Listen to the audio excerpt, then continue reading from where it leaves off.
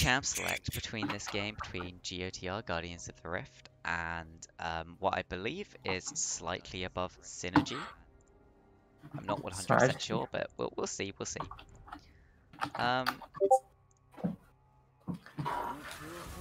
So we have seen GOTR before. Both them and their academy team have played games we've casted. Decent performance coming out from them.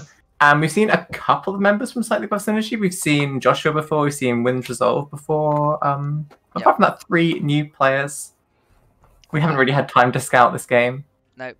So it's definitely a ban against Winds Resolve, if you couldn't guess from the name. It's practically a Yasuo one-trick. So... Although, interestingly, I think the one game we casted Winds Resolve playing Yasuo, I think they actually lost. Might in fact be true. It's still a fairly decent respect ban. I mean, yeah. Well, you can't base one game off their entire performance. So coming in as our second ban. I'm not sure if these teams have really scouted each other either, because there was a little bit of and ah about whether the scrim was going to happen. Because I think they had a different team scrim against it first, and that obviously didn't go through.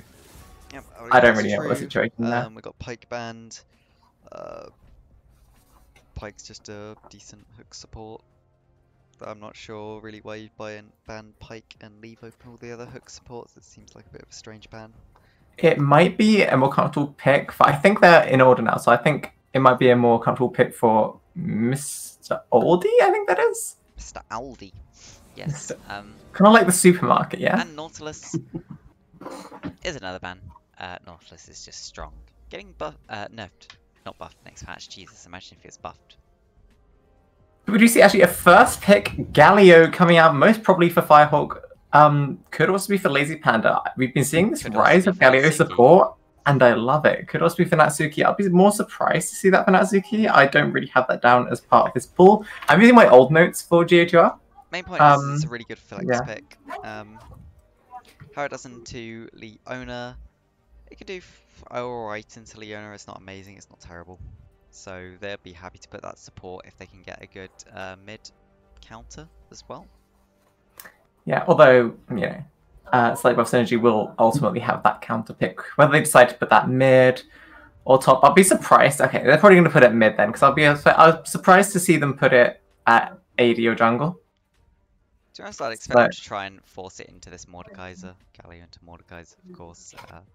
Galio into an AP matchup. Nice, you like that.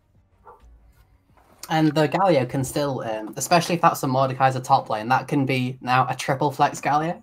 It's not as popular as what it once was, but if that's a Mordekaiser top lane, then Galio could easily be an answer into that, albeit a slightly more unpopular one. Exactly. Got to see Xayah pulled out. Xayah's a fairly safer pick. With her ultimate, it allows her to dodge a lot of CC abilities, including the Leona E, the Leona ult. I'd be surprised if we don't see a Rakan pick up here just for that synergy, but at the same time Rakan doesn't do too well to Leona, so maybe we're expecting something else.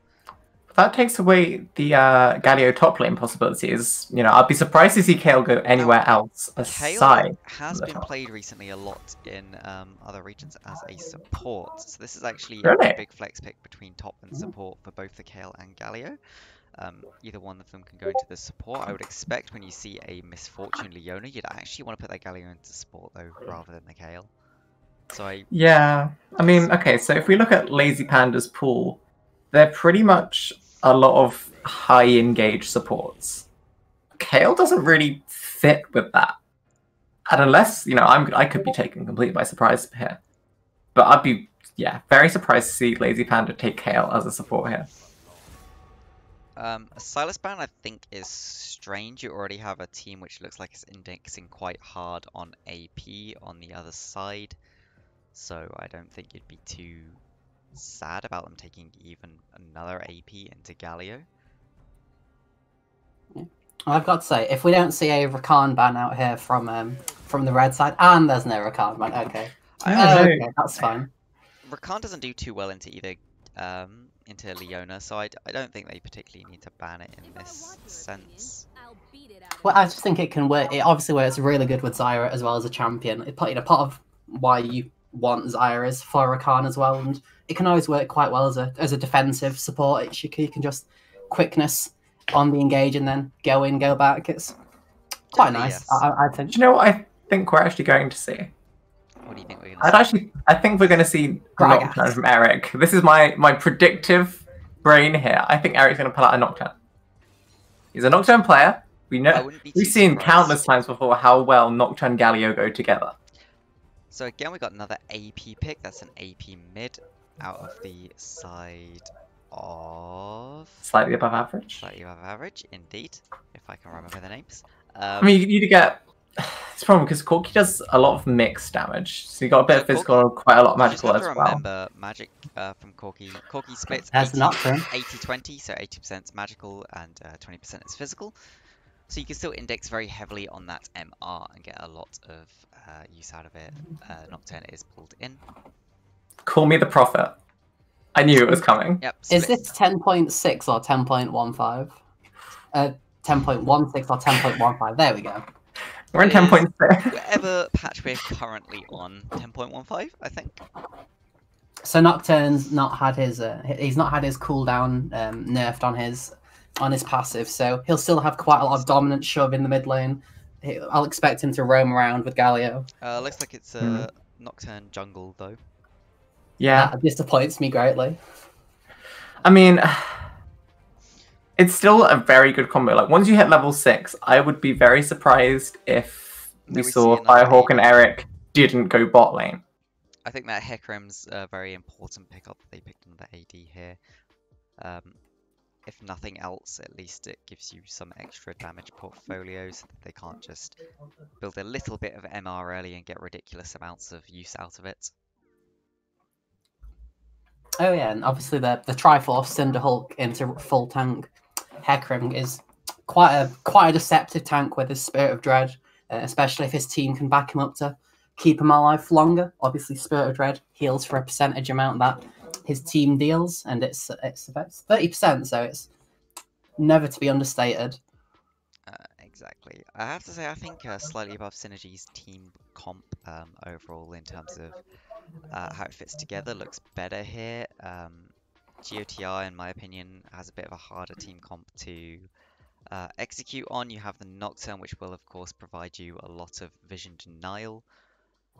But your only real front line there is the Galio. You have the Kale ults to keep someone alive for a little time. But imagine the Mordekaiser ults the enemy Galio. Your front line is now entirely gone. And what's to stop the Hecarim just running through and the Leona running through your entire team? Nothing really. Yeah, no. A very real threat that does come out from the side of slightly above Synergy.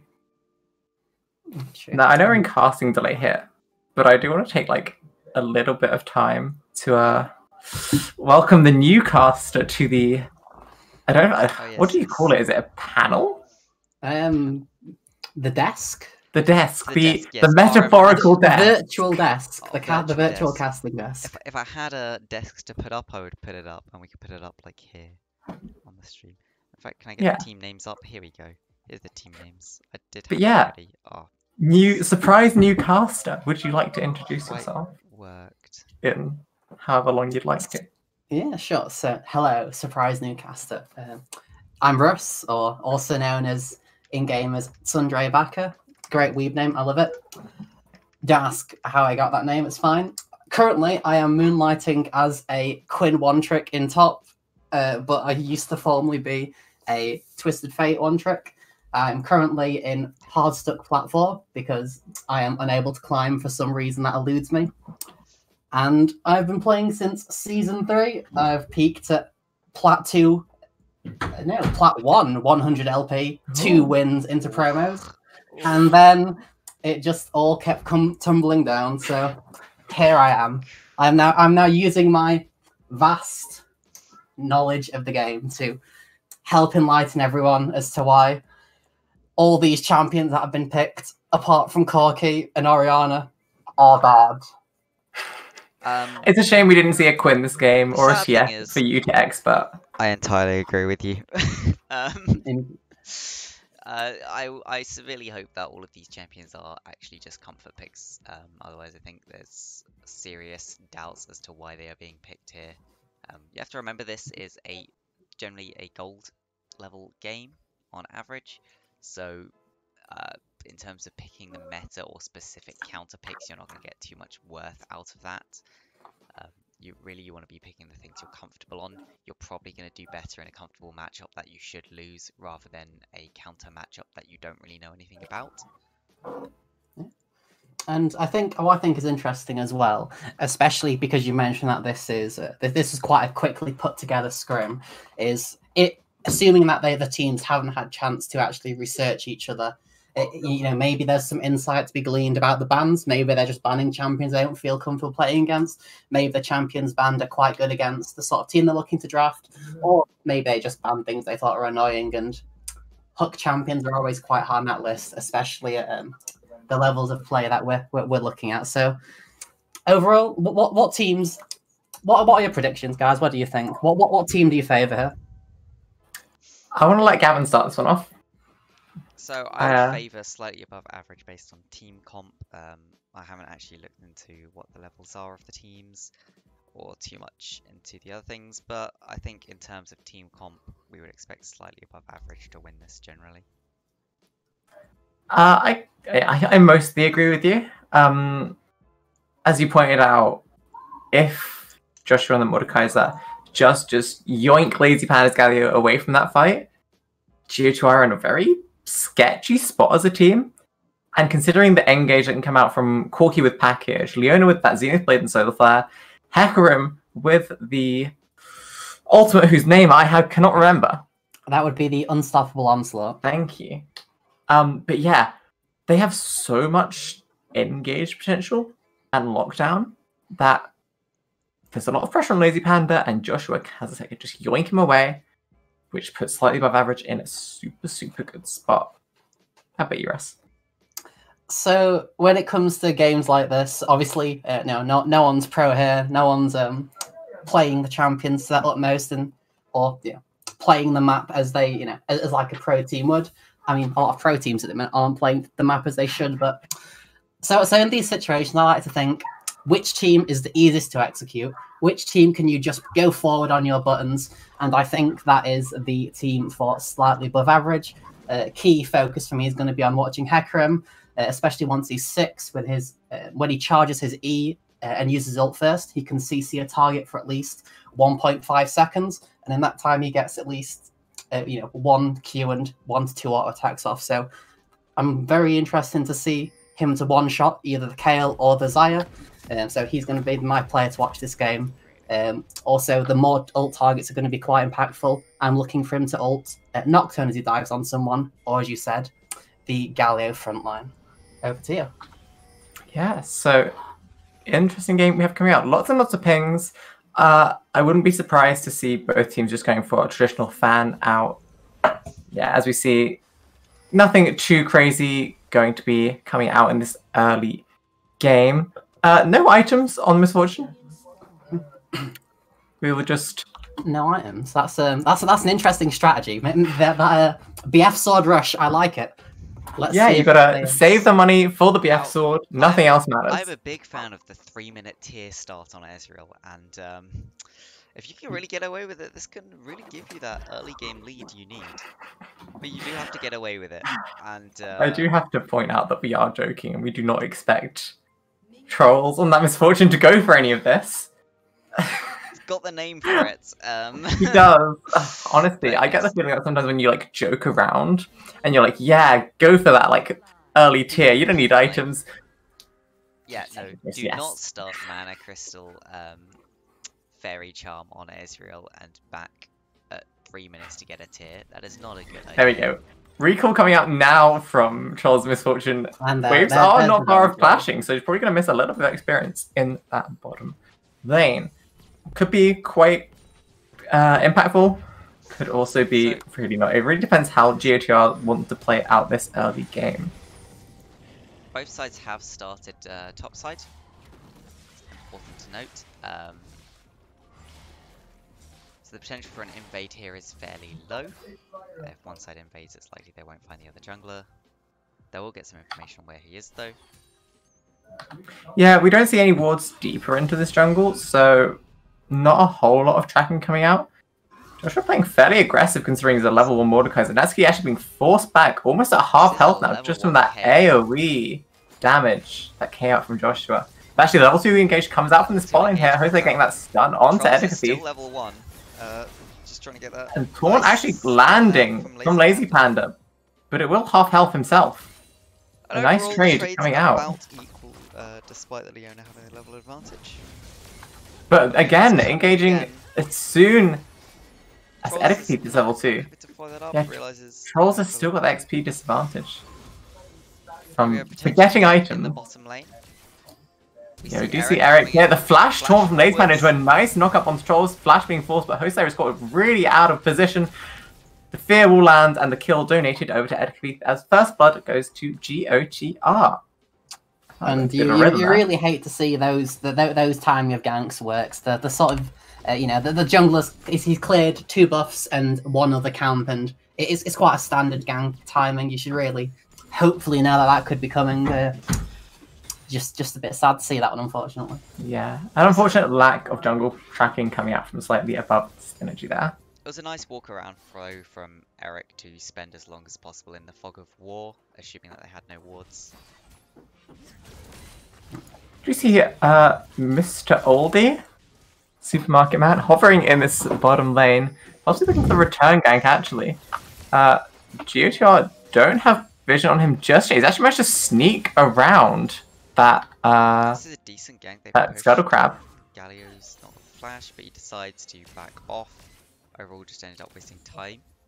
Jose actually looks like it lands that's being played on to Edgar Thief. A lot of damage coming out of the Ignite coming out. Edgar Thief having the flash away, but the flash into the auto from Jose will finish him off. He's found it out in a dangerous spot, but Trolls is pretty low. I'll be surprised to see them follow this up, but nice Zenith Blade will land. But under the tower, Lazy Panda will come for this and returns that kill onto Trolls. Gets the 2 for 1. Double kill on the Leona. Don't underestimate the early Leona damage. If she roams, this could be extremely impactful on the rest of the game. It's unfortunate not to see those 2 kills go onto Trolls. Unfortunate, but overall the Leona can buy some early boots, convert that into a presence into the mid lane and the jungle. Whether they will do, that's another matter. You see some pings coming out towards this dragon from blue side. First dragon is going to be an infernal. Sorry, Gavin, it is not a mountain, it's not an ocean even, not your favorite. Can't have them every game. Early pressure on this Drake. The game is League of Dragons, never forget. No double 6 is coming out just yet. Firehawk getting pretty close, as well as Wind's Resolve on that Quarky. But with the resets coming out, we're looking for no ultimates on this dragon, and possibly no contest actually coming out from the side of SAS. Interestingly enough, there was a bounty on the Leona, which now seems to have gone as some of the team gold has equalised. Actually, you see the Zenith coming in, Lazy Panda in a dangerous spot, but the dash coming in from Mr. Oldie. Lots of damage coming down, Mr. Oldie taken out first. Lazy Panda dropping as well. Jose is super low. Natsuki popping that ultimate, and it will finish off, but Natsuki will drop as well. Edgar Thief stuck in this dragon pit, no flash, and will fall to the remaining members of SAS. A 3-for-1 overall. They do get the Infernal, but an early Infernal is not as impactful as maybe one of the other Drakes would have been. Specifically Mountain and Ocean tend to be more impactful early than an Infernal. Big things to pick up. 2 of those kills went onto Joshua on that Mordekaiser. So top lane now sitting at 300 gold deficit. Finishes that Haunting, guys. Joshua's now going to get to the point where he can really bully Natsuki on that KO. Don't forget as well, Natsuki has started tier, so that is 1 weak KO. It'd be really nice to see Mr. Old actually play into this, knowing that Joshua is hitting that strong point, whilst Natsuki is going to need another about 10 minutes to stack that tier. Freeze this wave here and just not let the KO walk up. It doesn't look like he's going to choose. Oh, sorry, Joshua freeze the wave. So that Natsuki can't walk up. Doesn't look like he's going to freeze. Though he's just smashing in the wave mindlessly. Natsuki's pushing it in. Decides that he doesn't think he can trade, I guess. Do you see Eric in this bottom lane? Not quite catching. Unfortunately, the gank not connecting. looks like Oldie's looking for potentially a top lane gank. This is pretty good if you can get the Kale even further behind. You know she doesn't have TP now. But actually, Natsuki is pulled into the Shadow Realm, hovering right on the edge. Mr. Oldie is ready to follow up. No ultimate on that Hecarim, so Flash from Natsuki will not actually have him safe as Mr. Oldie takes the first 2 tower hits, and Mr. Oldie will keep Joshua alive. And that is a nice flash from Natsuki, but unfortunately not enough to keep him alive. It was definitely a good attempt. Without that, he was definitely going to get Hecarim Eid back into the middle of the lane. So, good flash attempt, but just not enough because the Mordekaiser's got enough AP to make Angel meat out of her. Yeah, some nice tower aggro balancing from SAS too to keep them alive. Eric in like an interesting spot here actually. 3 members of SAS. Realizes he doesn't really want to take that. Also, I believe it'd be SAR slightly above average. I've just been looking at the tags in game. They've got an SAS or SAR. Apparently, I am super quiet or you're super loud. I'll try and speak louder. And get nice and close to that mic. We have the ASMR color casting. I like it. ASMR color casting. Let's go. No, let's not do that. ASMR play-by-play coming in.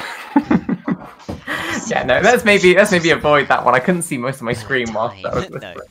Oh god. Right, we do see actually out of vision for the side of Geo2R. We do see Mr. Oldie hovering in this bottom side river.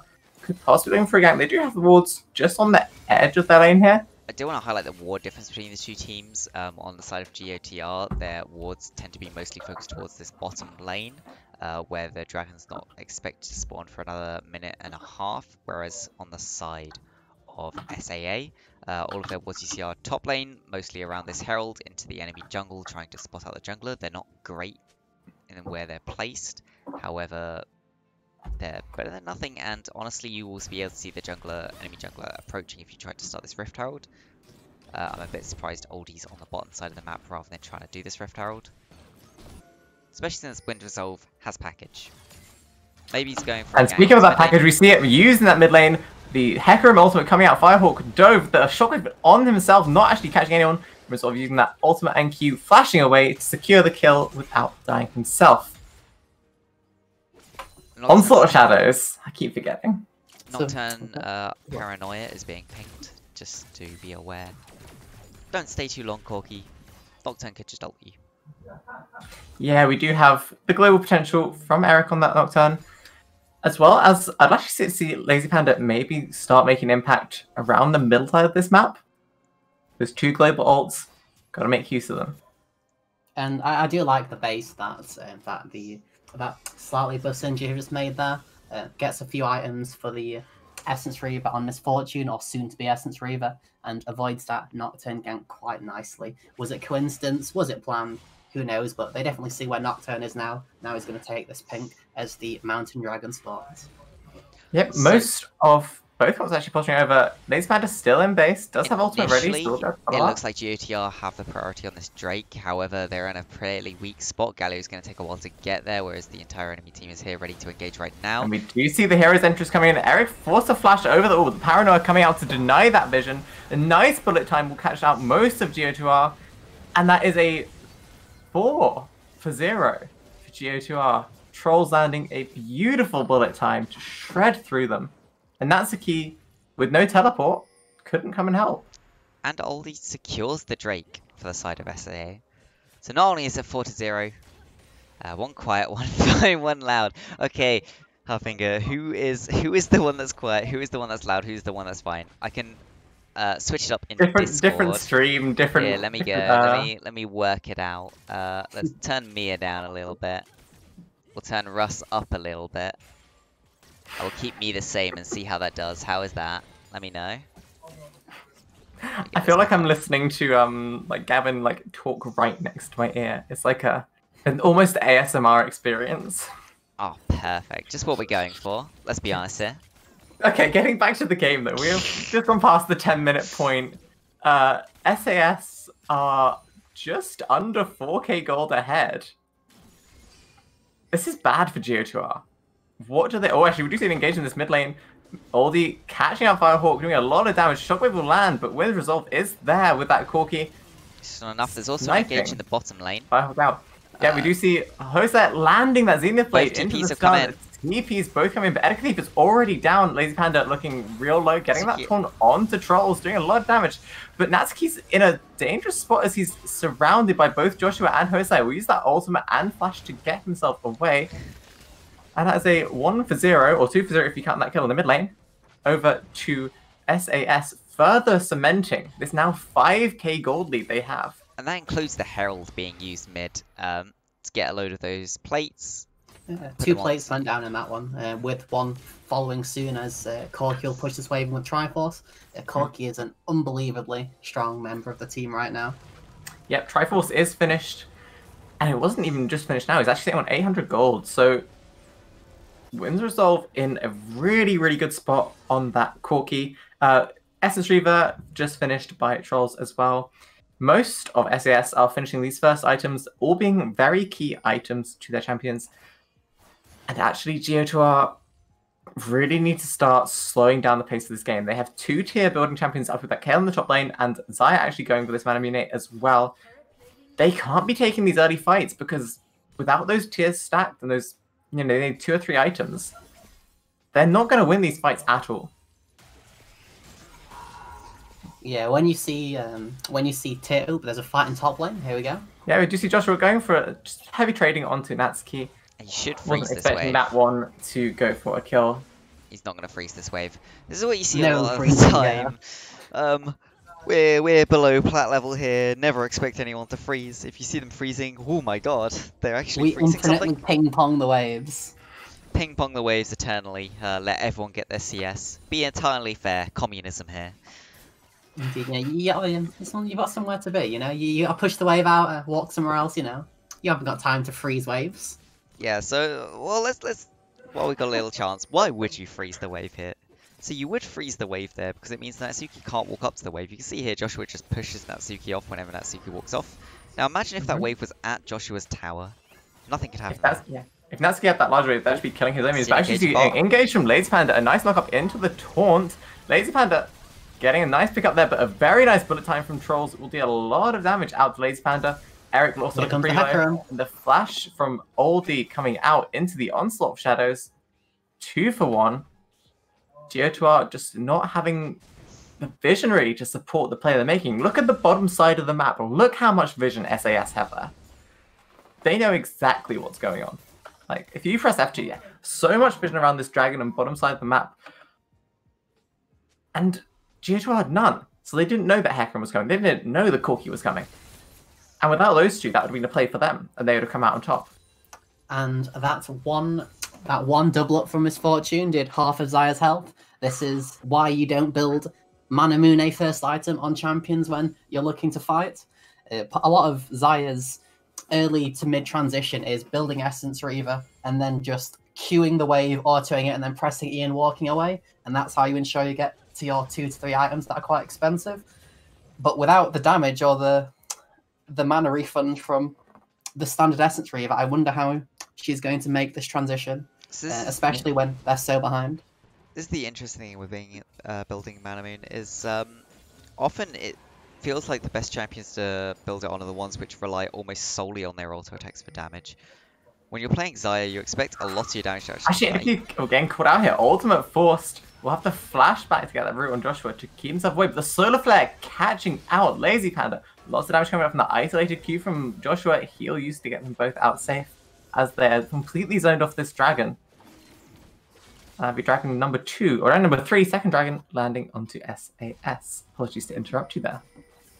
Yeah, so the Mana Moon, you expect it to be used more on champions that rely almost entirely on their auto attacks for damage, because the Mana Moon, of course, when it boosts up to Mirror Mana, small engage in mid lane, nothing happens. When it boosts up to Mirror Mana, you deal 3% of your current mana, I believe it is, as extra damage per auto attack. So you really want it on champions that rely mostly on their auto attacks for damage. Xayah, however, relies a lot on her E for damage. E is of course not an auto attack. Her E also, I believe, still actually, the onslaught of shadows will almost one pop Natsuki Okay. in that top lane. Won't finish off that tower either. Actually, towers falling left, right, and center. We see the bot tower and the mid tower both falling from GOTR. Yes, back to Manami. Yeah. So Zaya's E Sorry to also keep interrupting you here. also I believe has a crit scaling, which is kind of weird because you're not getting that scaling early because you're building a Mana Moon. It also looks like she's maybe going for a Rage Blade. This is an extremely strange Zaya build. Are we sure she knows right now she's playing Zaya? Yeah, like did she mean to like swap with Kale? Is that what's going on here? Wait, but Kale's building Rage Blade too. Okay, they're Did both she think she playing looked like mirroring each other's Varus? Small skirmish actually happening here. Aldi taking a lot of damage for Eric and Firehawk, pumping out a lot of damage. And the paranoia used probably wasn't need to be, but you got that extra dash to pick him off there. Also makes the enemy team nearsighted, allowing for an easier escape. We do see Joshua actually getting caught by that shockwave. Not a lot of damage coming out though.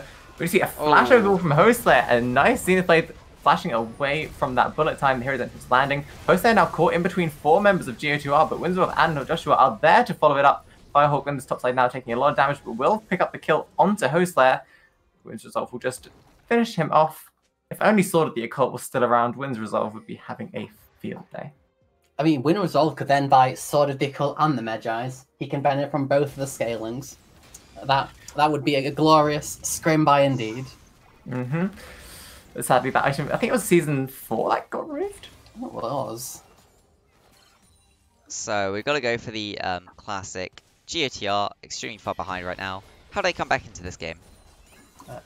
Just stall. You go in for these fights, and as we talked about the builds, the double tier builds that aren't stacked. Are they even close to being fully stacked? We've got 4-3-4 on that Kale in the top lane, 4-10 on Zaya in the bottom lane. So they're nearly there, but nowhere close. no. They're just over halfway.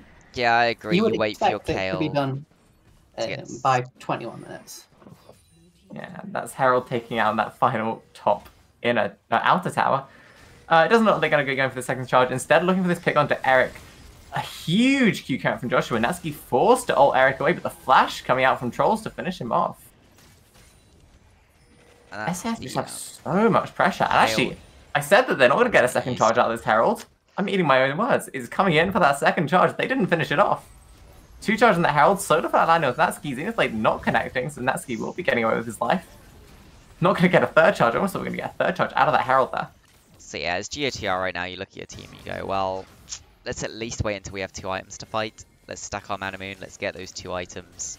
Let's try and get our Kale to a higher level. Yeah, there's not too much you can really do. Look at the difference in you can go left, engage instead. Joshua pulling Natsuki into the Shadow Realm. A level 12 Kale, not having those empowered auto attacks. Not sure Joshua actually taking a lot of damage here, but the AoE around him going to be shredding Natsuki down. It doesn't even matter if he misses all of those Qs. And the Paranoia is out of range. So interesting point, if Kale had ultimate there, it's likely Kale would have won that, because Kale had to use ultimate to attempt to save the Nocturne. It's a loss of a fight right there. It's true. But in that fight as well, the Mordekaiser did miss every skill shot possible. Yes. Thank God that Conqueror and passive, you don't have to aim that. It was Conqueror. Oh, actually, it was Shockwave coming to resolve. When we followed up on, not really sure what that was. But yeah, as you said, the Conqueror mixed with that AoE, I think it's W from Mordekaiser. Yes. Such an insane amount of damage, just shredding that ski down, rocking the Leandries. Just couldn't be stopped. And Eric actually taking a lot of damage considering this dragon spawning in 20 seconds. SAS possibly looking to pick up their second Ocean. So I think if you're on the side of GOTR here, of course you'd love to be able to stall for one more dragon, but I don't think it's too worth giving up too much for it. Oh, but we have a pause as Eric disconnects. I was going to say, maybe what you want to try and do in this situation is you try and get a ward into the pit, because the enemy control ward, as you can see, is just randomly sort of in the pit and not in the bush. You can actually put a ward into the bush and it won't get cancelled. And you have Eric ult in an attempt to steal. If he dies on his own, it's not too much of a loss. If he gets the dragon though, that's massive. You delay the soul for another 5 minutes at the very least. Which is huge with tier builds, as we see on the side of GOTR. Now, I don't know where your camera is, Pan Gavin, but I'm on the dragon pit right now. We're on the dragon pit. Now, you see this pink ward in the dragon pit, yeah?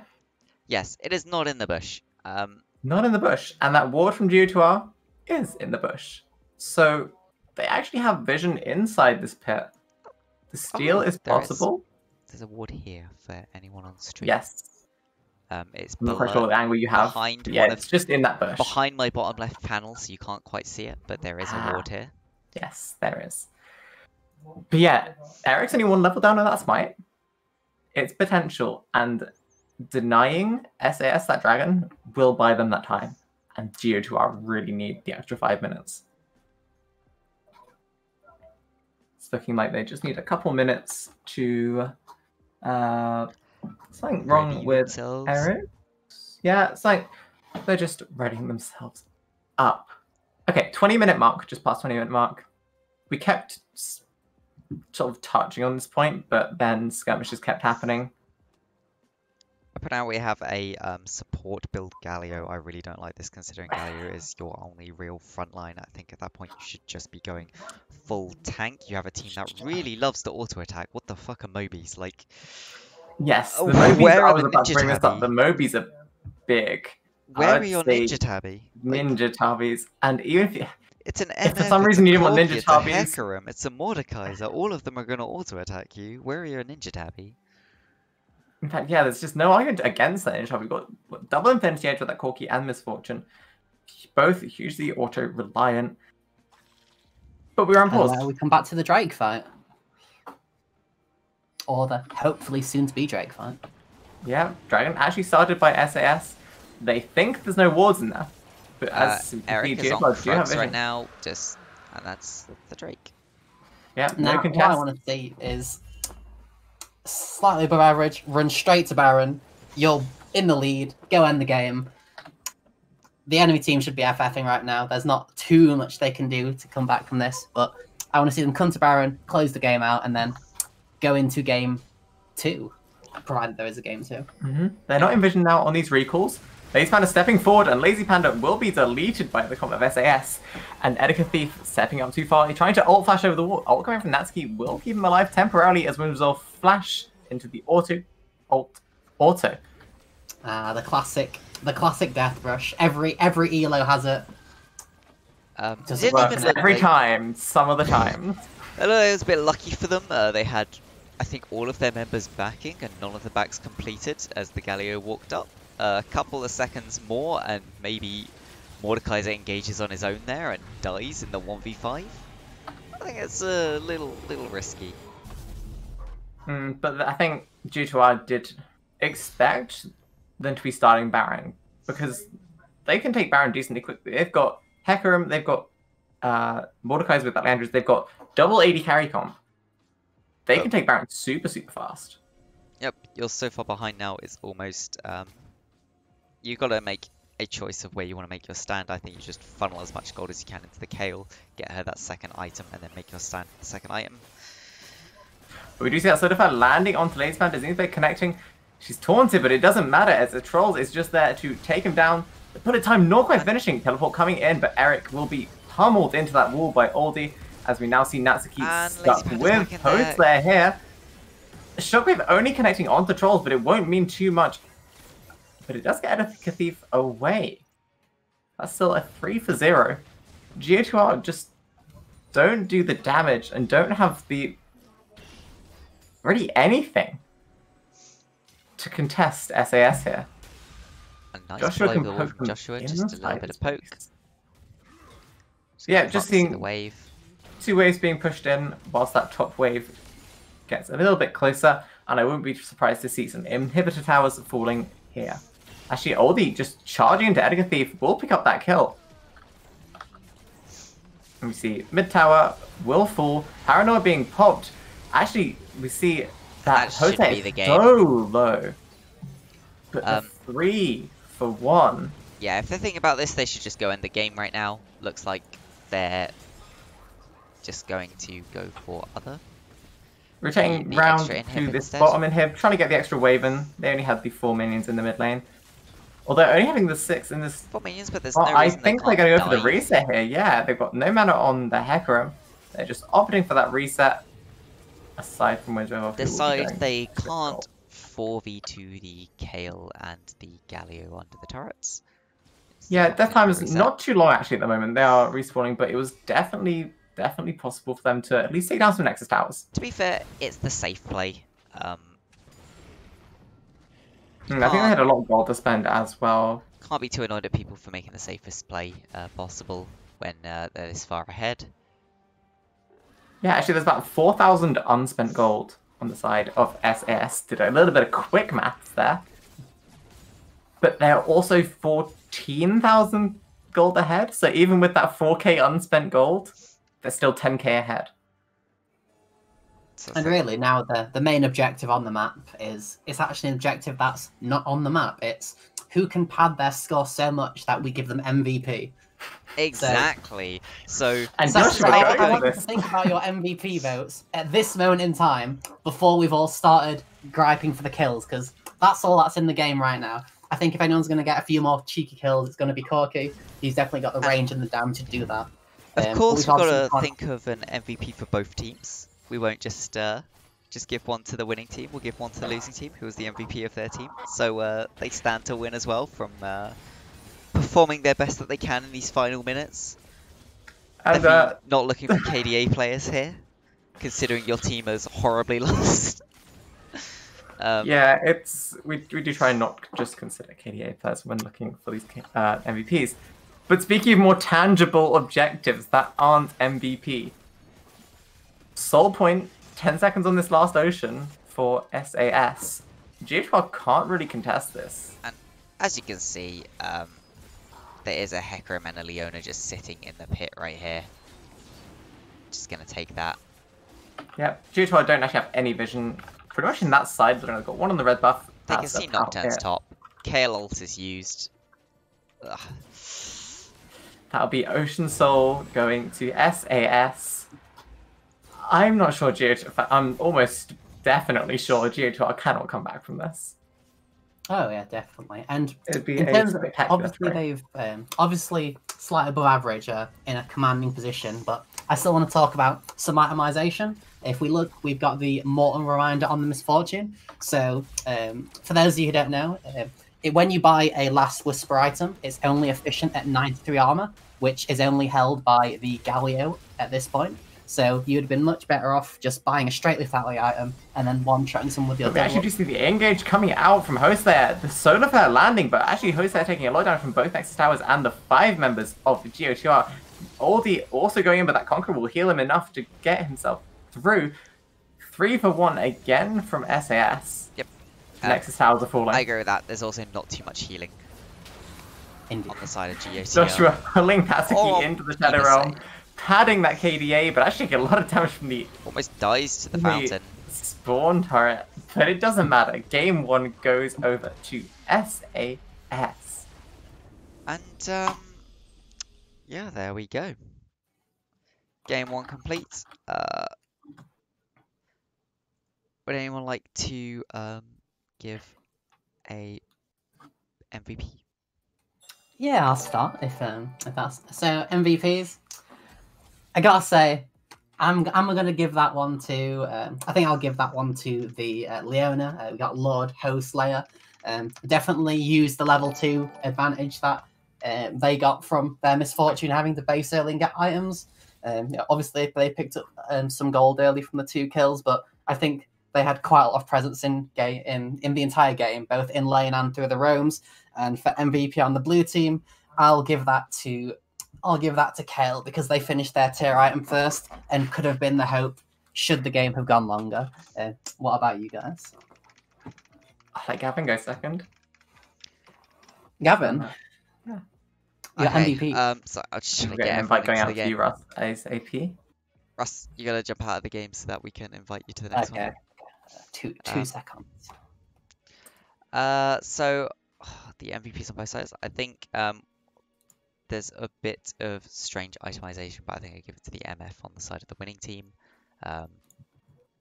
Did what needed to, had by the looks of it by far the most kill participation.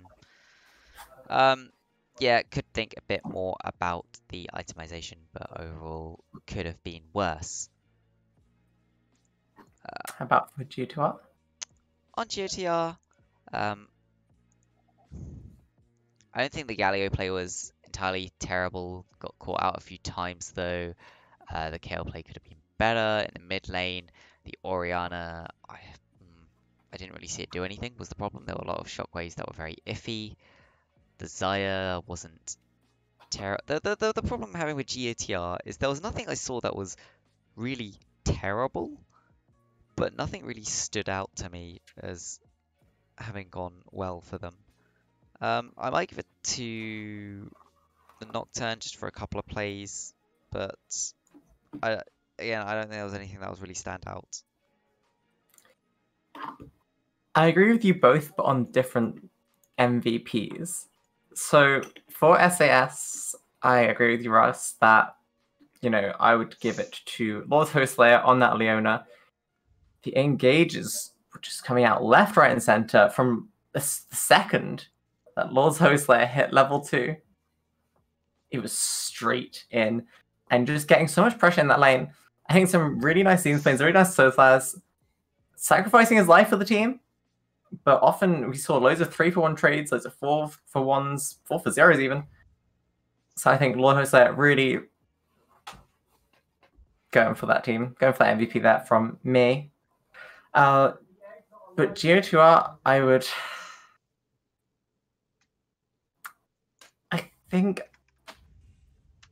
think I would also go for the support and go for Lazy Panda on that Galio. Because as you said, you know, we had some issues over Edgar's build. Firehawk's Orianna just didn't quite connect that game. And, you know, Eric actually, honorable mention, had some really nice paranoias, really nice picks on that Nocturne. But I think Lazy Panda just post there. But we're in Champ Select. We have had that much time to speak about MVPs. So, right off the bat, first thing I want to see banned is I want to see banned Muramana Rage Blade on Xayah. If we can ban those items in that champion, I think they've got a good chance of winning this game. Also, two champs that build tiers when you're losing, maybe not what you want. How about we get 1 tier champion and some strong laners to carry them towards that nice 2 to 3 item tier spike.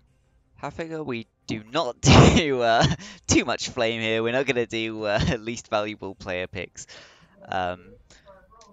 Maybe we could do something like a improvement scene pick or something. Like if we you know that someone... now that's been labelled with least valuable player, that's what it is now. No. But as in someone we've seen before, but they look a lot better than they have been in the past.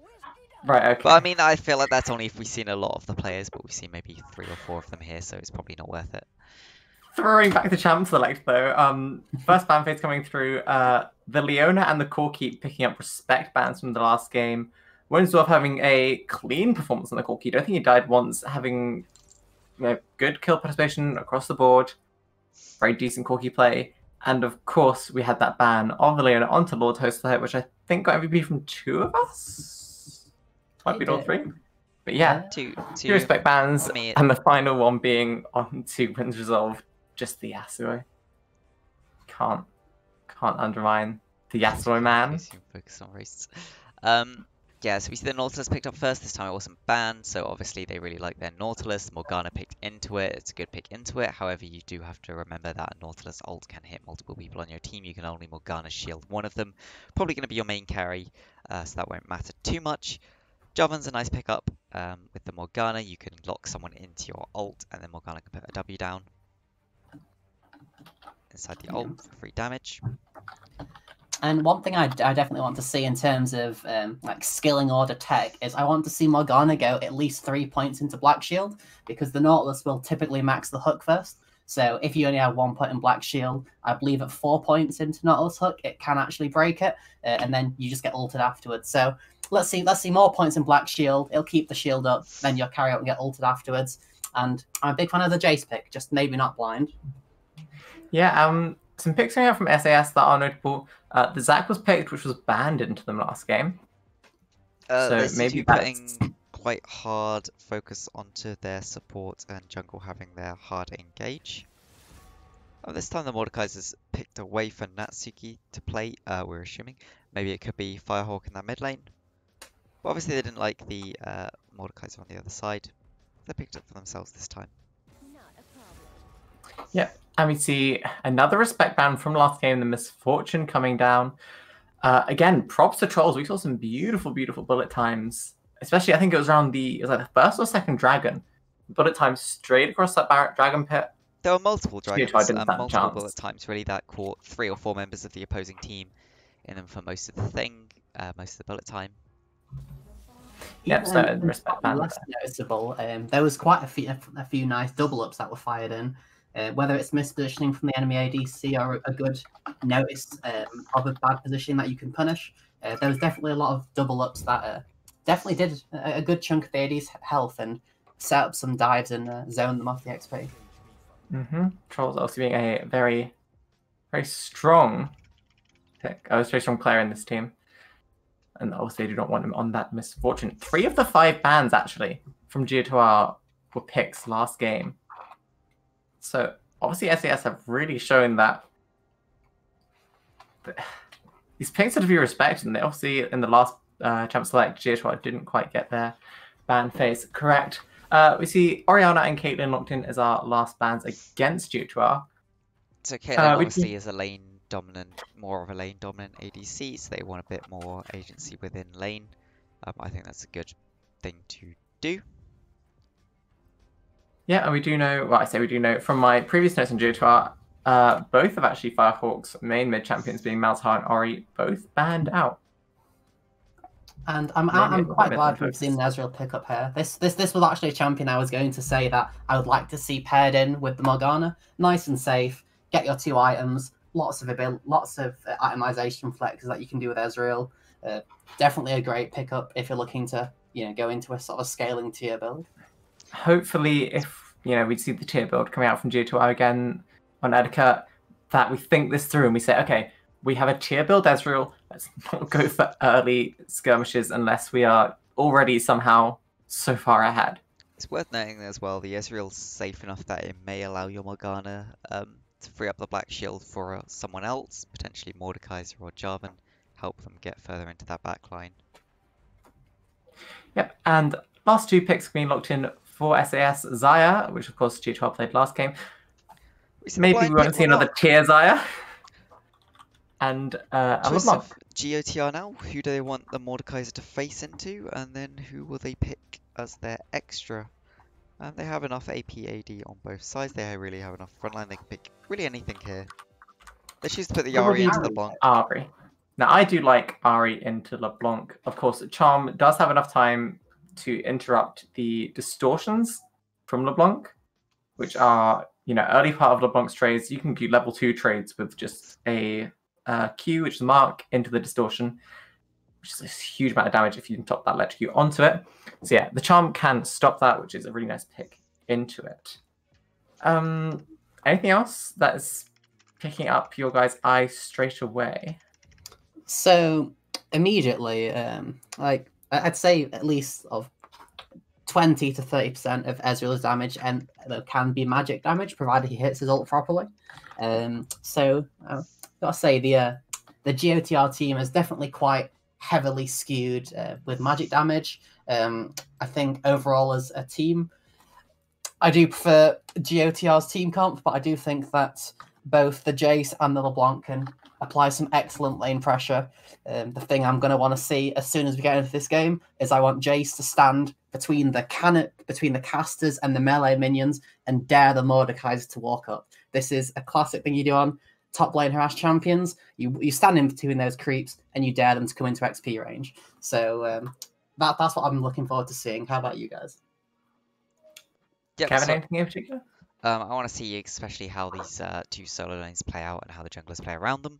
I think it's going to be very important in how this early game goes. Of course, the warding's going to be extremely important. When there's a Zac in the game, you've got to remember to put your wards in the places maybe you don't usually, because Zac likes to especially gank over, say, those raptor camps, over the long walls over the top lane.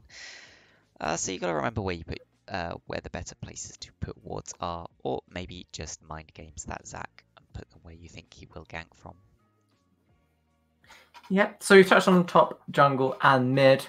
how do we feel about the bot lane situation? You briefed about Russ about how you really want this Morgana to be putting points into that Black Shield because that is it Dredge line the Q or is that the ultimate? It's Dredge line is the Q. Yeah, It's Dredge line will similar to the Thresh matchup where if you don't put more points into Black Shield, yes, it will hold for the actual Q for the death sentence, but then Thresh can still activate that and go towards you and then flay you backwards. And it's a similar with the death charge that would come after you break the Black Shield, or should come anyway. I actually quite like anxiety.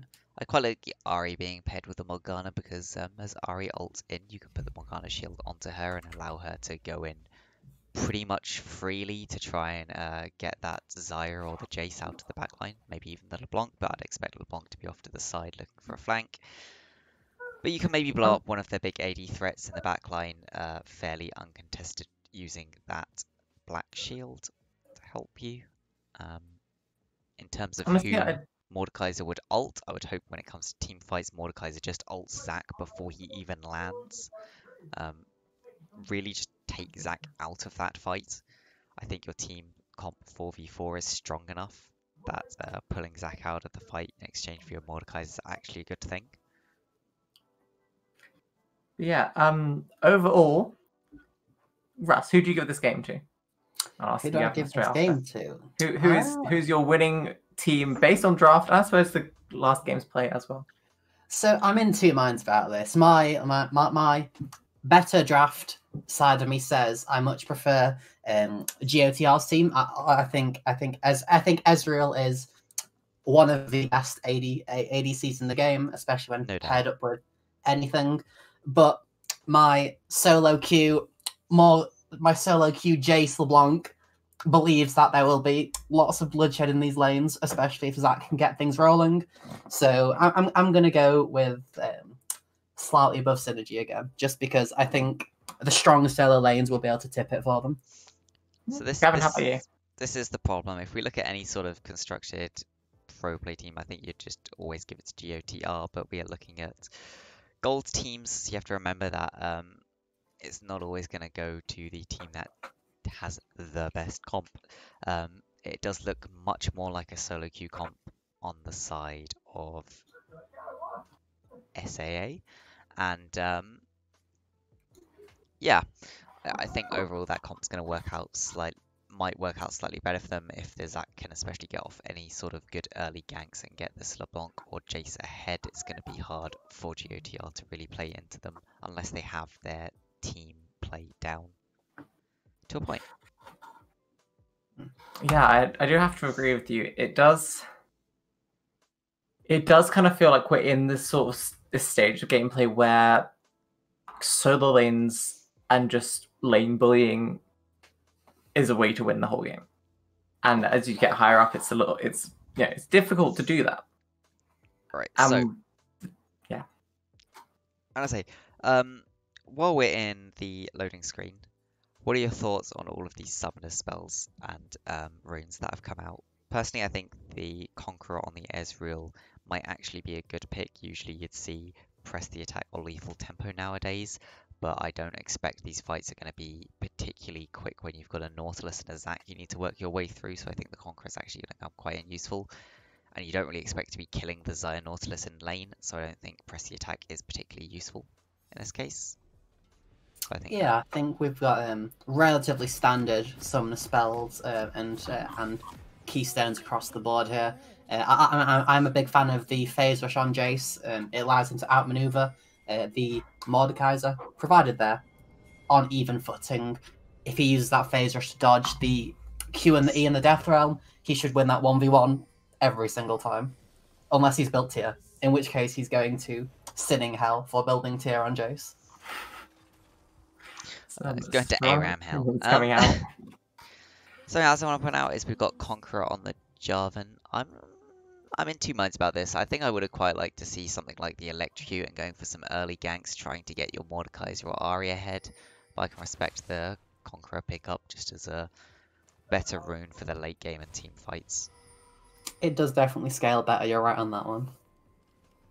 You see, GOTR are actually very cautious in their own jungle. obviously thinking that SAS are invading. Eric just using that flag in there to scout it out. But no, Sound of Fan coming out from SAS. So first Drake is going to be a Mountain Drake. What do you guys think about this? Zach always loves a Mountain Drake. He does. I think it should definitely be slightly above synergies to just take in some world where where GOTR can hold a position on it first. They may be able to get enough poke down and win the fight that way. But I'd expect Mountain Drake to go to slightly above average first. I feel like this is an extremely important Drake, just considering both the team comps when you have an assassin or especially a Jace LeBlanc on both one side. Even any small amount of armor and MR you can get will be extremely impactful for GOTR. And on the other side, it'll be extremely impactful just for even Zac and Nautilus to stay alive a bit longer in the team fights, if your carries don't want to buy any. We do see Mr. Already looking this level 2 gank onto Firehawk. A nice knock-up into the chains from Wind's Resolve will land. Ignite going down, just auto attacks to finish it off. Ignite won't quite tick down, and Firehawk will survive. Late flash from Firehawk means that he takes a lot of damage. We'll have to back here. Always remember, flash early. It's better to flash early than to wait and lose too much health. We see an engage in top lane. Yeah, Eric's not done. Joshua's looking about half health. Natsuki is too, but Eric is in this bottom side of the river, looking to finish him off. I would expect a flag and drag, but yep, there's a flag and drag. Joshua flashing over it. Joshua will just get away with his life again. We're not seeing this first blood is being taunted at us. So Firehawk getting away about 100. Joshua there at about 150 to 200. Actually choosing not to base. We see a potential invade coming in here from Eric. He's just scouting out, sees that the blue buff is gone, but Gromp is still up. Yeah, so he's just going to take away this Gromp. Knows that Joshua likely has to back, and so this is a fairly safe invade considering he is a Jace. Nice trade to out. One thing I'll note now, especially when Zac will look to do his second clear, because he obviously went from red to Wraith into a gank and then did Wolves. Engage in the bot lane though. You're seeing huge engagement. Host player doing a nice Q into the root. I wasn't expecting that to go anywhere. I was just like going to let Russ carry on because I thought, okay, he's going to get the hook, but you know, Black Shield, Trolls will do a little bit of damage, and that'll be that. But no, the Black Shield came in super late, so and Lazy Panda just got melted. One of the slight issues with Black Shield, it only blocks magic damage.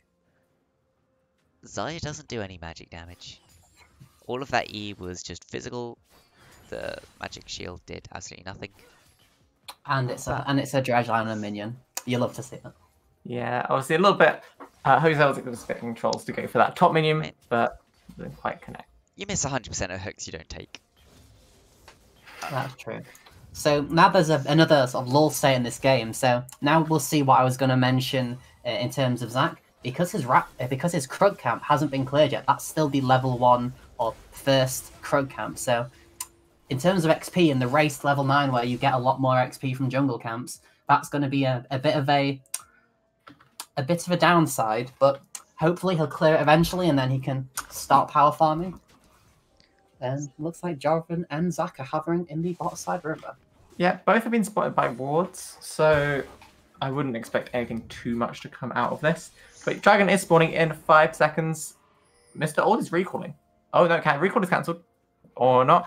He's hovering about whether he wants to stay around for this Dragon. Looks like this one's going to be completed. But GTR not really having this pressure bot lane to rush the Dragon whilst Mr. Old is not there. So it looks like he's going to be safe for it. God, controlling this is kind of hard. You see Eric coming in this bot lane. Troll's taking a lot of damage, and Flash actually coming out from Host there to try and block the damage, but the flag and drag will just take Trolls away, and our Host there is left to run up the river.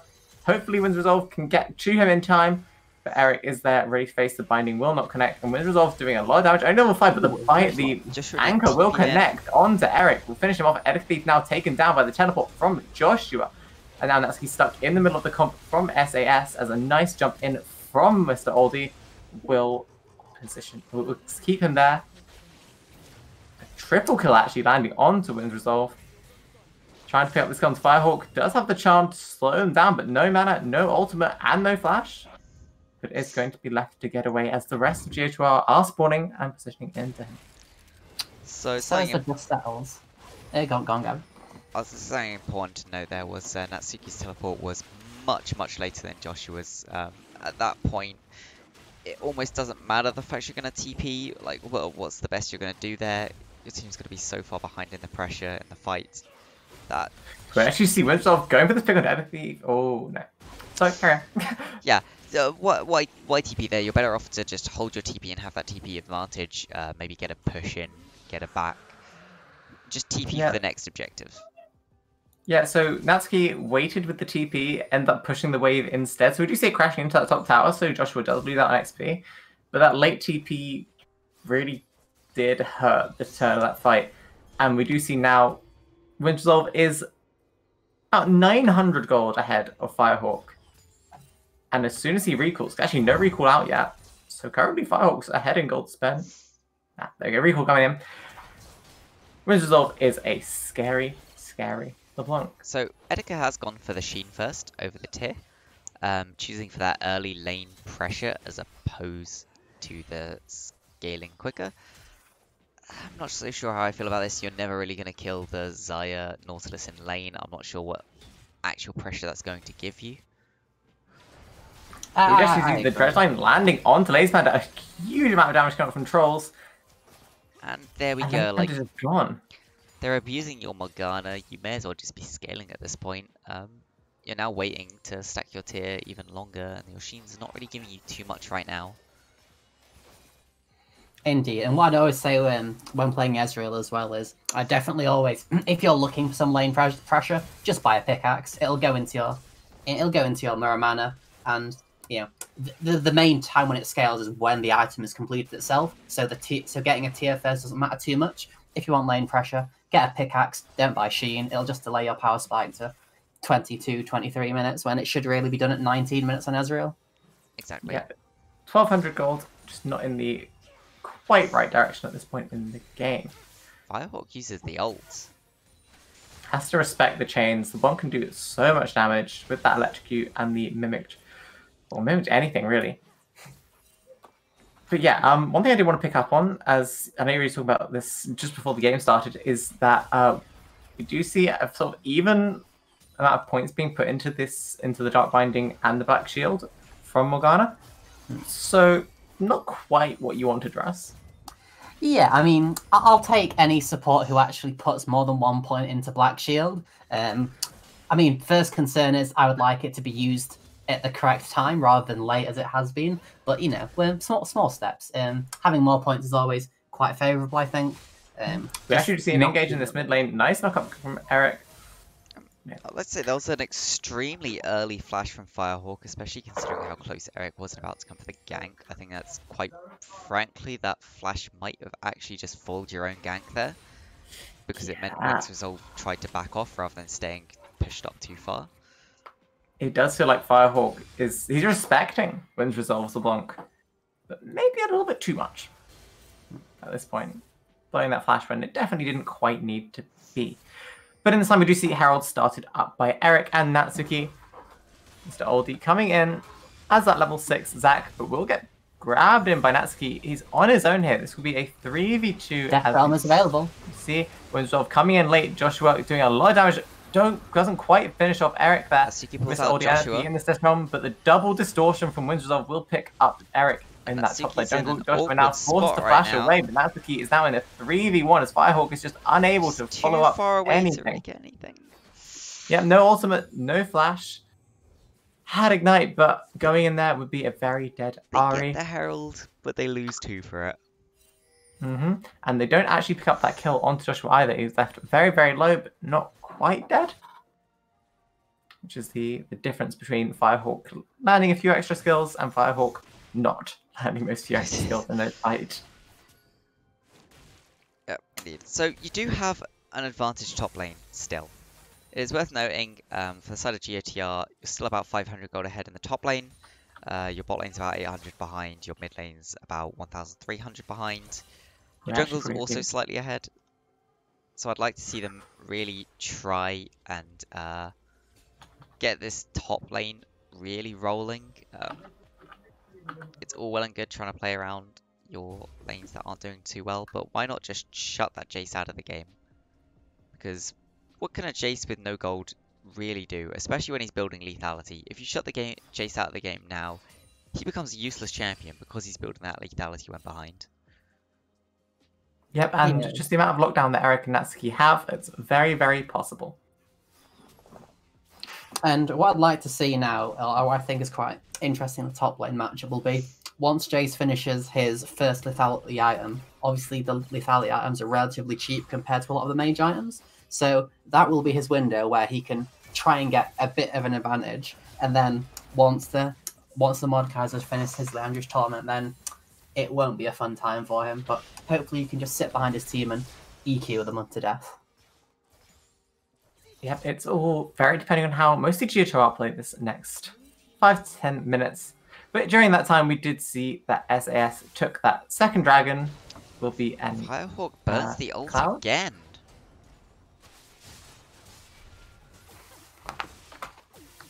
I'm slightly behind you there. Yeah, okay. Yeah, okay, I want to speak on this a little bit ahead of action.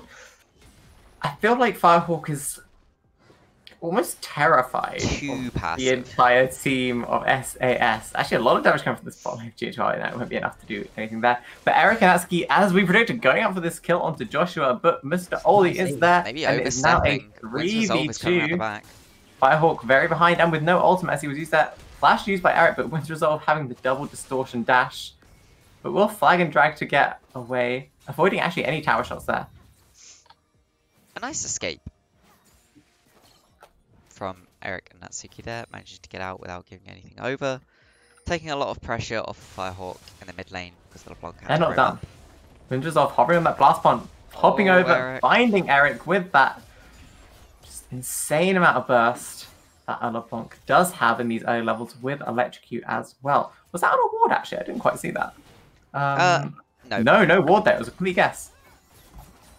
So yeah, very well played by SAS there from Wind's Resolve and Joshua as they roamed around in that top lane to pick up a kill onto Eric. One thing I'll mention about the Ioriaa versus LeBlanc matchup is it is very much a skill matchup, and we have a pause coming in as Mother Morgana has left the game. Lazy Panda, gone to catch some Zeds, needs some sleep, get some bamboo. I'm sure I'll be back soon. Having a quick refresh, past the Black Shields will come afterwards. So yeah, I do want to mention a bit more about this mid lane matchup. This is It why does they were feel like Firehawk and Ioriaa is playing way too conservatively, using that ult super early. The ult does give you 3 dashes. That is more than enough to get out of a LeBlanc chain if you really need to. Don't ult that early. If LeBlanc's trying to chain you, just charm into it, like charm at her. Like it will be fine. If you really need to, you can ult nearer to the end of the chain when it's about to go off, and when you see the other people coming. But when it's just the LeBlanc on your own, I don't think she's really gonna one-shot you. Or at least before she had that Ludens. But yeah. Before she had that Ludens, I wouldn't really expect her to one-shot you, so I think using the ultimate to get out of the first use of the chains is maybe a bit of misplay. We've got lots of pings coming down here on both the bottom side river, pinging that bot lane could be walking up, as well as pings on the top side where Herald has been spawned. Okay, Herald dropped in this top lane. I think that might have actually been a timeout on the Herald there. We just see Mr. Oldie going for this engage onto Natsuki. We'll catch him with no Let's Bounce. Not quite off cooldown yet, but Firehawk actually coming in with this aggressive ultimate. We'll land that charm onto Joshua. And now Mr. Oldie looking very on his own as Wind Resolve comes in through this bottom side river, lands those chains onto Eric. Pulls Wind Resolve in. Chains used. Wind Resolve is now looking very, very dead, shall we say. And a 700 gold shutdown going on to Natsuki. An interesting use of the stopwatch from Wind's Resolve there. Not really getting you much. Yep, stopwatch or not, Wind Resolve was not going to survive that one there. But they do get first tower. And that does give them the gold lead, just about. Yeah, a very nice turnaround play actually coming out from Geo2R. I mean, we were talking about Firehawk playing a little bit too passive, a little bit afraid. In that play, he was straight in there with an ult, charm landing on to Joshua, and Joshua just died. You could say That's what we need to see. He was 2 in there. The REQ actually missed on the way back because of how far in he had jumped. Do you know what? I'm calling it an improvement. I prefer this. I prefer you to miss the REQ because you jumped in too far rather than to just use your ultimate to dodge. And then do no abilities. Dodge a skill shot when you're on full health and it's not even going to CC you. But yes, Odysseus bot tower is probably going to fall to Trolls and Host Layer here. Not first tower, they won't be getting the extra gold. So, she got pretty even. I'd like to see Edeka Thief. A flash binding, but Trolls will just ult, and it does not connect, but TP will come in through Natsuki. Edeka's not having a lot of mana here. Joshua in this Tribush does get that pull into Host Layer. Flash is forced. In a 4v3 here currently. A little bit of miscommunication there from GOTR. As Natsuki starts to teleport in, both Lazy Panda and Eric walk away from that fight. And we do see Mr. Oldie is hovering. Doesn't... Actually, I don't think it hasn't. It hasn't been seen yet. So Natsuki playing very far forward. Gets the dredge line caught onto him. A lot of damage coming out. Mr. Oldie landing that W. Flash actually being forced. No kills coming out. And it's worth noting that both in this fight and the last fight, Ezreal has no mana. He doesn't have a tier. He doesn't have a tier item. So... Hasn't backed yet as well. We've got 18 seconds left on Drake. This is likely just the 3rd Drake straight over to the side of SAA.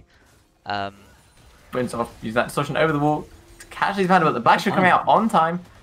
Mr. Oldie actually going in when Rizov dumping out. Host Layer taking a lot of damage. He's super low.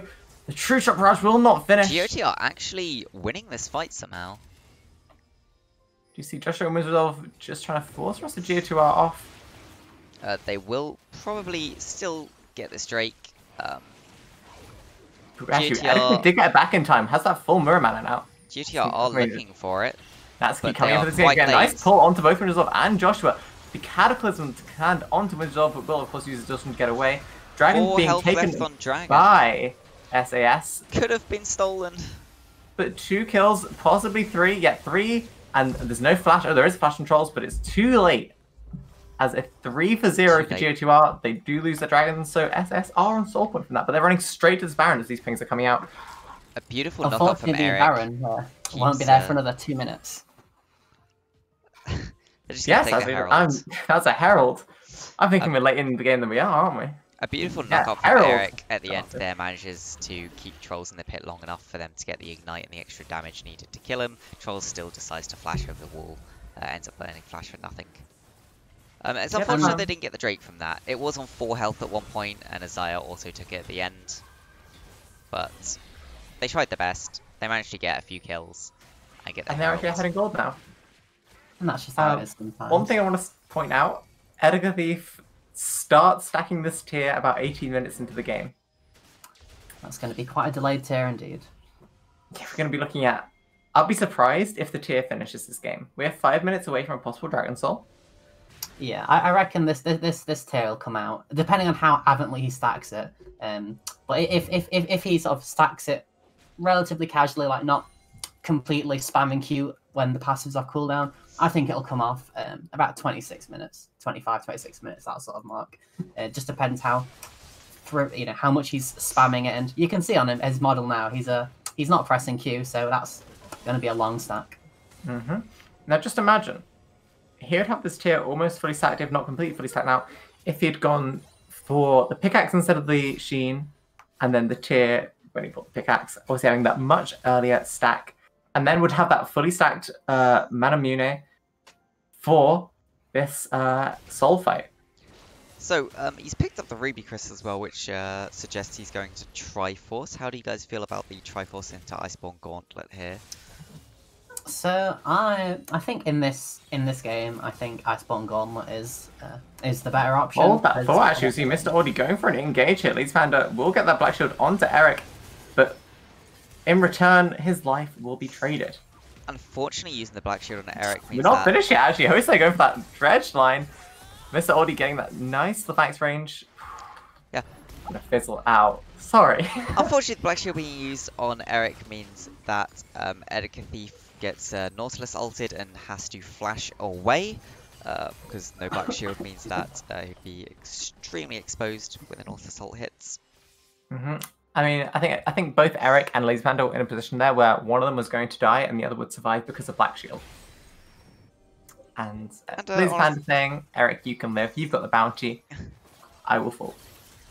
And honestly, Edeka living due to having Flash up.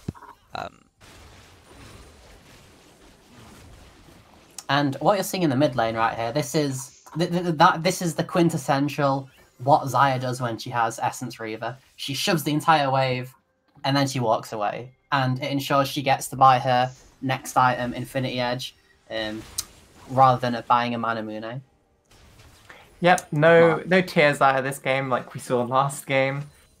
Very strange Black Shield from Lazy Panda there as an attempt to block a Jace Q. But speaking of, we do see the binding land on the Joshua, but it's not enough because we see actually Mr. Aldi getting that nice smashing W onto Entity. A lot of damage. He has no flash.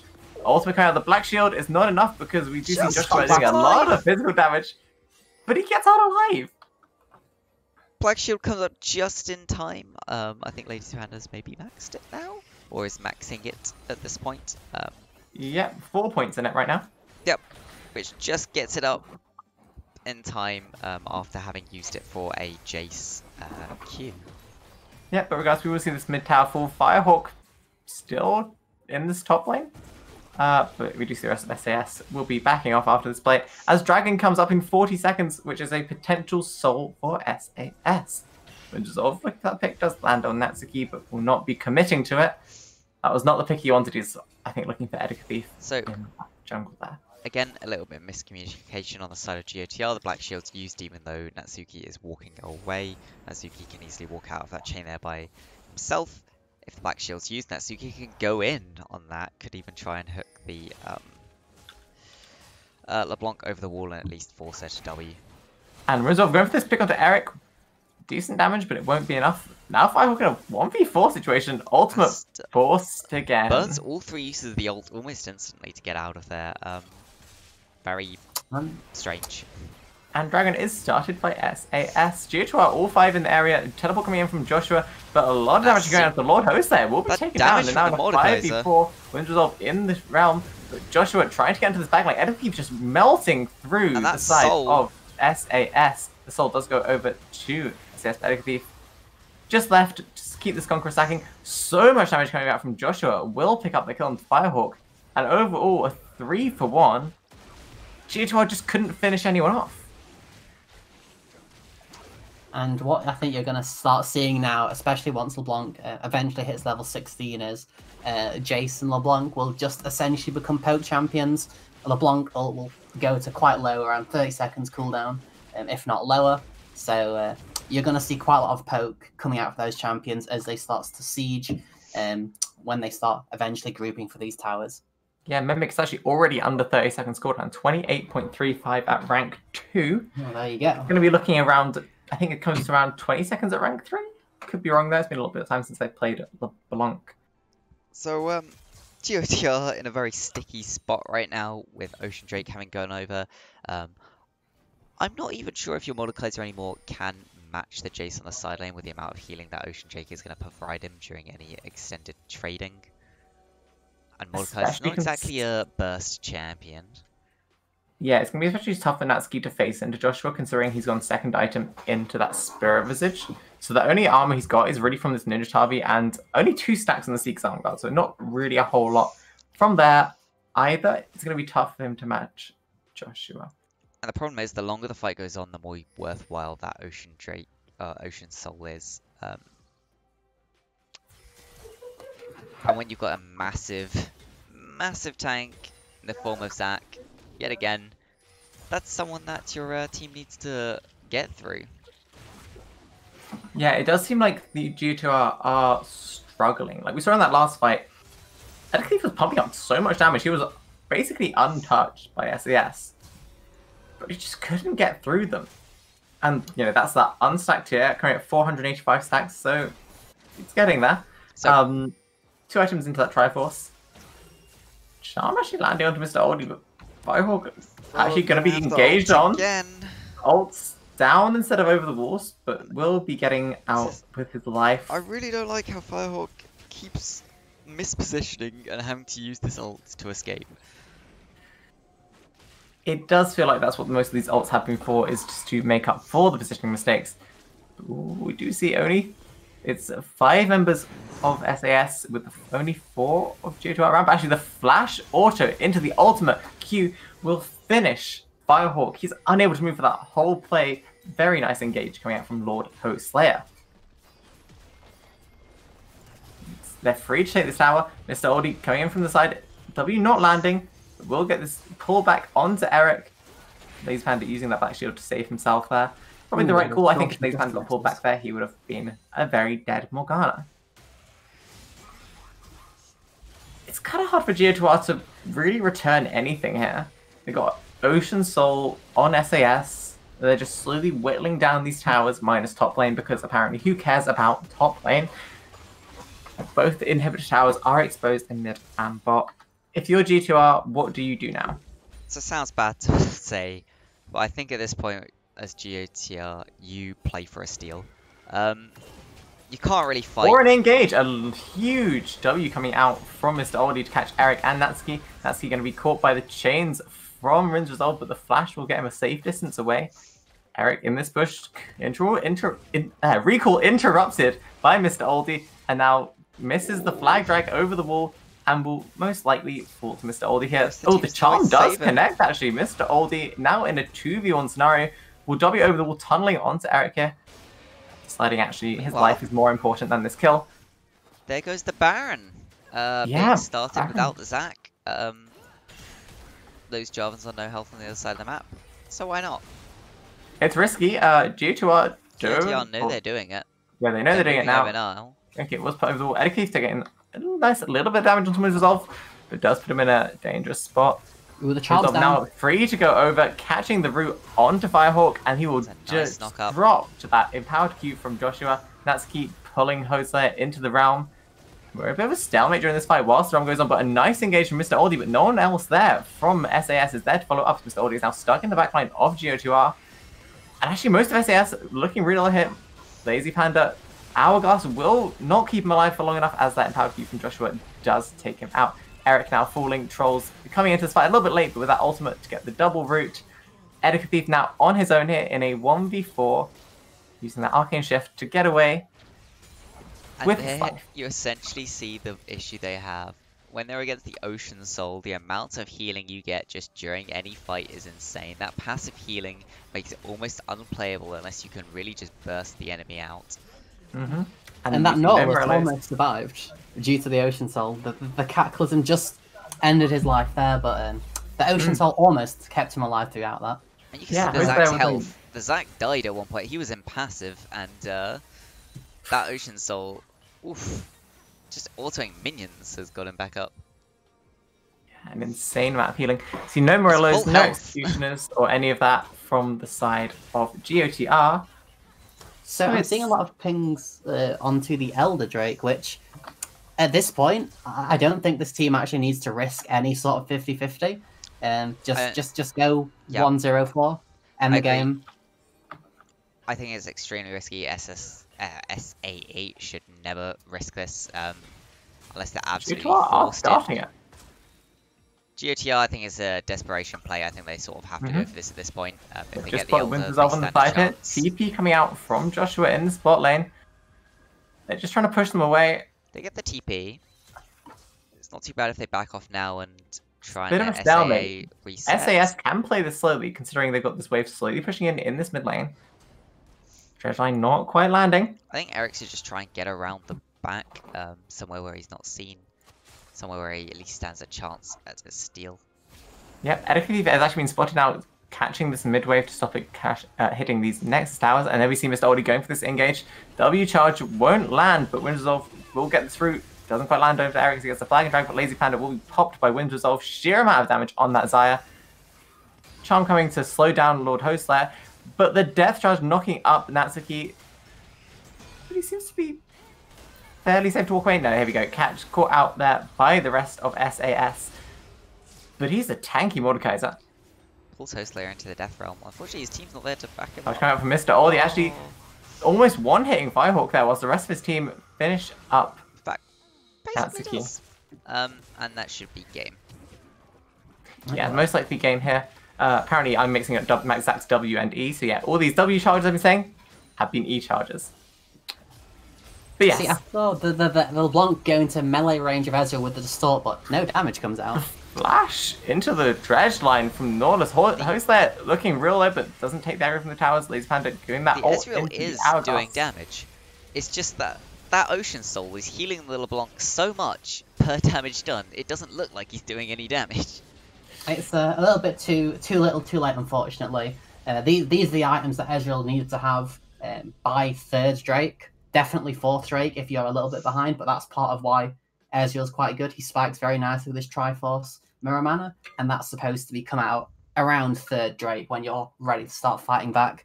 Final clock time for his Mirror Mana transform was 28:55, so unfortunately I don't think anyone got that one right. But we were close. That was... Unfortunately, the tier definitely needed to be started earlier. And G2R really did pay the price for that. Now I can see it already in chat. MVPs, guys. MVPs. MVPs. Do we start with the winning team or the losing team? Always the winning team. Always start with the winning team. Winning team. So Oh, no, Russ, go first. Yeah. Oh yeah, no, I'll let Gavin. I'd like to hear what you guys think first. Because I think my pick might be a bit unconventional. Straight up, I think let's throw Jace out there. I don't think we give it to Jace. Not to flame the Jace there, but I don't think that's who really swung this game. In the same vein, I don't feel like Xayah performed well. I don't think it was really stands up to as well as Zach or LeBlanc in the same game performed. I think, honestly, it's probably between Zach and LeBlanc. Yes, Nautilus did get a lot of nice hooks and a lot of ultimates, but personally, I feel like it was just playing Nautilus. I play a lot of Nautilus, and to me, that looked like some very bog-standard Nautilus gameplay right there. I think I'd give it to LeBlanc just because she got a lot of good flanks off and a lot of extra kills where maybe they wouldn't be expected. A lot of good sort of roams into the river.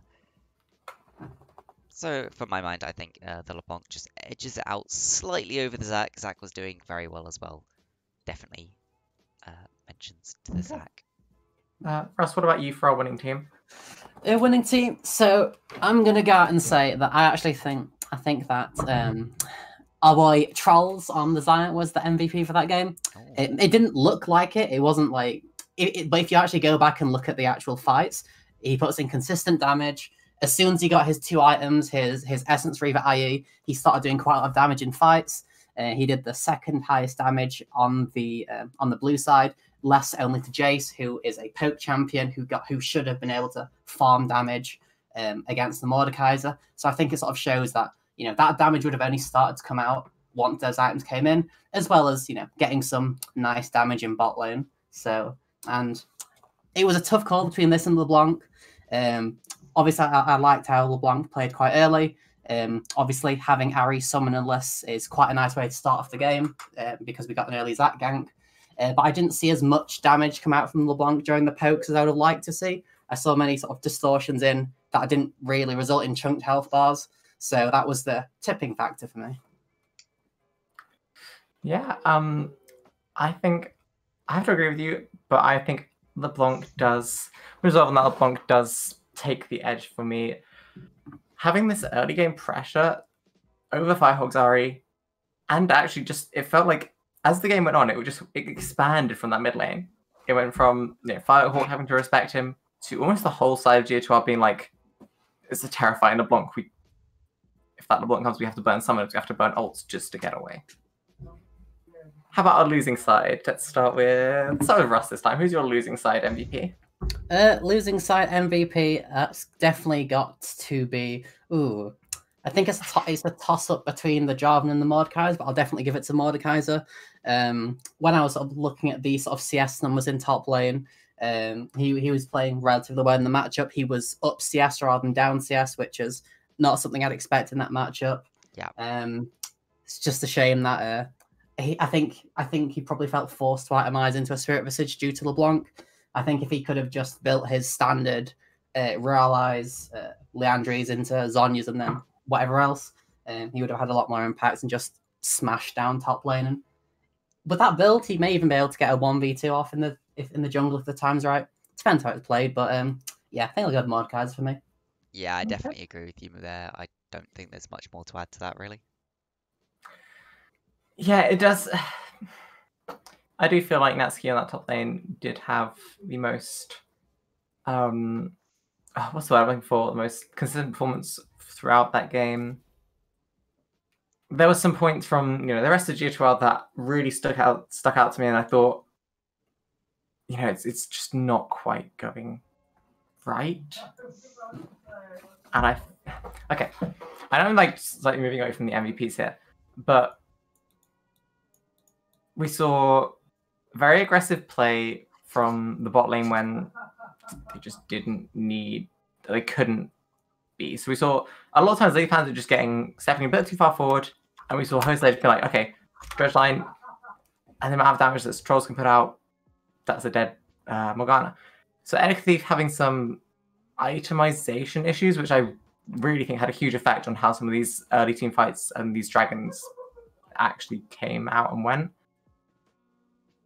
And then we saw Firehawk, obviously, we talked about this in the game, where the ultimates came out just to get away. And sometimes that was necessary. Sometimes it was because he was out of position himself. And it felt like this sort of mid to bottom side of the map was quite shaky. Yes, for those asking, there will be a VOD after we finish this live stream. I don't know how long it'll last, however long Twitch likes it to last. And I'll just throw a little caveat at the end of anything I'm saying about the champions or the builds. Nothing personal, just my relatively strong opinions about how things should be built and when things are strong. That's yeah, no claim. I heavily try to stop myself flaming Moby Boots on anything because I hate Moby Boots with a passion. I mean, I had 2 sets on that game, and I don't think you mentioned it. Well done. I mentioned it at least once. You did mention it in game 1. I don't think you mentioned it in game 2. Wasn't in game 1. It was a positive Moby Boots because it was about Leona getting them to roam. Moby Boots was talked about on the other side. Nautilus because it was against a double AD carry team. Oh yeah, so you did. Yes. And it was you needed those ninja sharpies. If you're playing a tank into Corki, a hilarious build is Tabby, Randuin's Omen into Adaptive Helm and Magic Resist. Yes. The I hate you Corki build. Yeah, the literal I hate you Corki, because you get the percentage from the boots, you get the percentage from the crits on Randuin's, you get the Adaptive Helm, and then you get by Magic Resist because it's a 20-80 split. So it's like, well, how do you do damage? Well, you build Voice Staff and do magic damage anyway, but apart from that, it's the I hate you Corki build. I'm a big fan. Sure, I don't play tanks because tanks are boring. Yeah. But yeah, I don't think we're doing a game 3. To round this out, is there anything that you'd say to either of these teams as this was really well played by you guys, or this is definitely a point you guys need to look at and work on, because these are scrims. So any points that you think, okay, these teams need to work on, this is the perfect time for them? I wasn't a big fan of the GOTR AD itemization. Quite obviously in the first game with the Mirror Mana, Rage Blade Zaya, and then again I think the pickaxe into Mirror Mana into either Iceborne or Triforce would have been better. Probably the Iceborne because you were relatively behind. I think getting your transform upgrade at 29 minutes is a little bit late. You may as well just play another champion and go like 3 crit items. Play 200 years. Press QR. Press QR, laugh as enemy team disappears. Pretty much. Anything stick out for you, Gavin? What do you think I'm going to say? If it's not Moby Boots, if it's not warding... Oh, I think it's warding, honestly. I don't think the warding game, again, was that strong. Specifically when it comes to having the wards preset, ready for things to be set up. Especially we saw there was some slight miswarding around Ocean Drake. It can be quite different because the fact there is bushes, you do need to clear out the bushes as well. You can't just put a control ward in the pit. In that case, that doesn't work. And we did see there were quite a few flank wards at a lot of points of the game that could have been cleared with sweepers. I noticed it did take a while to see double sweepers on teams as well. I think you could pick those double sweepers up a bit earlier.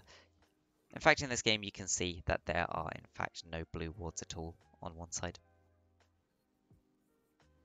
But they're on our winning side. But yeah, some points to work on for both of these teams. Yeah, and I gotta say, this is more of a personal preference, but I do much prefer the team comps that either just win lane or have very easy to execute, win conditions. You're sort of there's like one designated split pusher, or everyone groups and you get a really easy team fight. Champions like Malphite. I'm a big fan of Karma Top, even with it being nerfed still. I think it can provide quite a lot. Get your ADs scale on a scaling curve quicker than what it normally would be, because the Karma Top can just buy Ardent Athenes, and you do not have to worry about the top lane matchup at all, as Karma doesn't have a losing matchups. Not that you'd believe that if you looked at my match history, but that's a different matter entirely. And personal preference, stop building Moby boots. No, just like, oh my god, if you're building Moby boots, why are you building Moby boots over Swifties? Like, just think about that. Because you can clear wards. Because you can clear wards. I mean, Swifties are not that much slower, they are cheaper, and they give you the slow resist. Yeah, so too fair. And you get it in combat. Yeah, Mobies are they've Riot seems to do a cycle. They've been doing it for quite a while now, where they nerf Swifties until no one uses it, so everyone buys Mobies, and then they nerf Mobies, so everyone buys Mobies, and then people use Swifties again. So we're on like the I think this is like the second rotation where Swifties are the go-to boots. So I imagine we'll see some Moby boots within the next half year.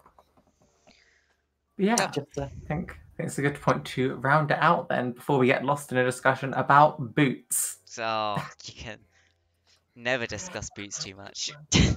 Lovely. Well, final point, I guess, before we go. If it's about boots, Ross, I swear to God. It's not boots, I promise. It's Riot, please. Free Twisted Fate. 2-second cooldown on W until level 13 is unacceptable. Just take away the 50 mana on the ult. Okay, thanks. That's all I wanted to say. Rito, please.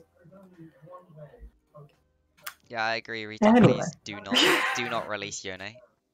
Just don't. Like, there's W. Just please don't do that.